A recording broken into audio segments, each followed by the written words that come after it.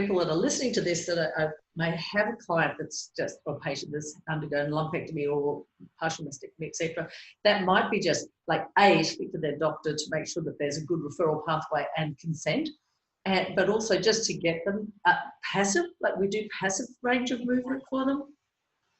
Yeah. Yeah, even gentle shoulder mobilizations, but where you're stabilizing everything and just moving the head of the humerus a little bit in the capsule so that any adhesions that are happening can be mobile. Yeah, yeah. But because yeah, passive range of motion is essential. And I love the fact that you're talking about capsular work too, because we see so much capsular adhesions, and you don't think that something is, even though it's breast, humerus is still going to make a difference, and even clavicular movement, trying to just get the SC and AC joints mobile, and diaphragmatic work. So.